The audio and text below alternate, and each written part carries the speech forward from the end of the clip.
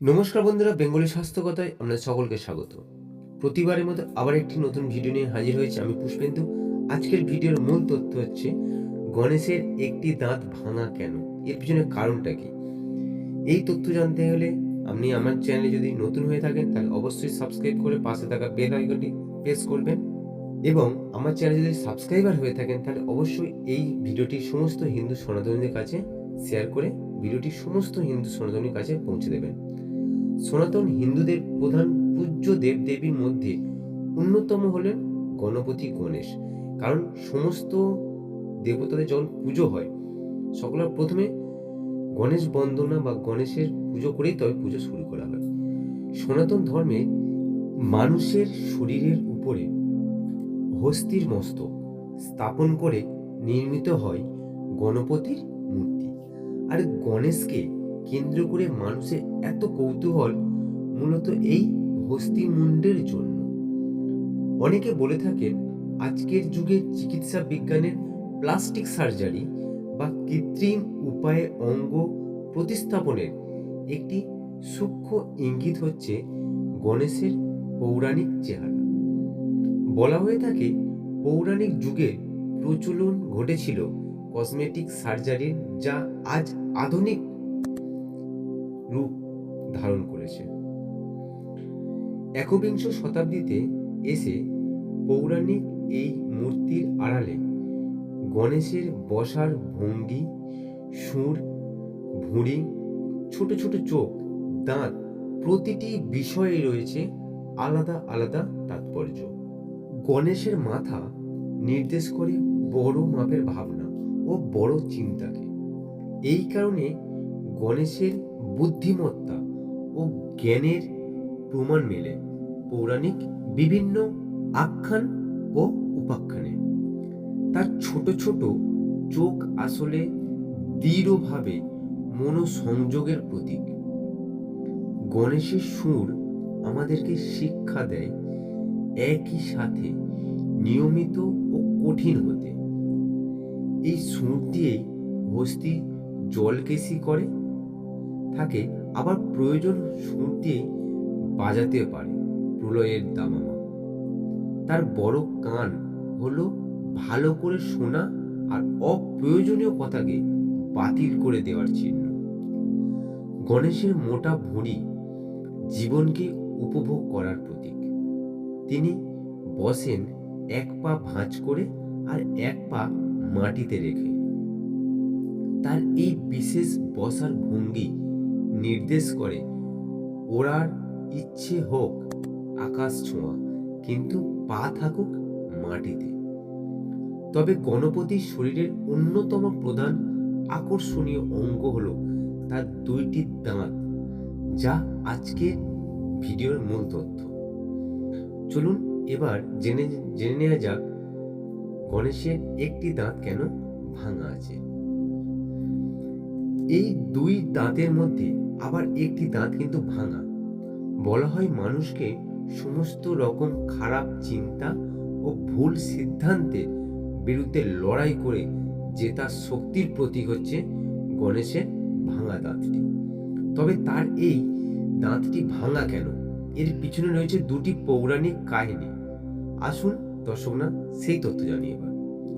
এই চমৎকার কাহিনী দুটি গণেশের একদন্তী হওয়ার প্রথম কাহিনীটি হলো মহাভারত কেন্দ্রিক। একসময় মহারিষি বেদব্যাস স্থির করলেন তিনি রচনা করবেন মহাভারত। কিন্তু শ্লোক রচনা করে এত বড় মহাকাব্য লেখা তো কঠিন। তাই বেদব্যাস শরণাপন্ন হলেন ব্রহ্মার কাছে। প্রজাপতি ব্রহ্মা পরামর্শ দিলেন গণেশের সাহায্য নিতে। সেই মতো তপস্যায় বসলেন বেদব্যাস। তার ভঙ্গিপূর্ণ তপস্যায় সন্তুষ্ট হয়ে আবির্ভূত হলেন মহাজ্ঞানী গণেশ। প্রার্থনা মতোয় বেদব্যাসকে সাহায্য করতে সম্মত হলেন তিনি, কিন্তু শর্ত রাখলেন বেদব্যাস এই লহময় জন্য থামতে পারবেন না। থামলেই গণেশ বন্ধ করবেন রচনা লিখতে। বুঝে লিখতে হবে, আগে বুঝতে হবে, তারপর লিখতে হবে। তাতে অসম্মত হলেন গণপতি। এরপর শুরু হলো মহাভারত লেখা। বেদব্যাস ইচ্ছে করে জটিল শ্লোক রচনা করে বলতে লাগলেন। বুঝতে সময় নিলেন গণেশ। এতে বেদব্যাস যথেষ্ট সময় পেয়ে গেলেন পরবর্তী শ্লোক রচনা করবার জন্য। এইভাবে একদিন বেদব্যাস রচনা বলে চললেন, পার্বতীপুত্র লিখে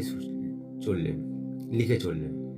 লিখতে লিখতে পালকের কলম গেল ভেঙে।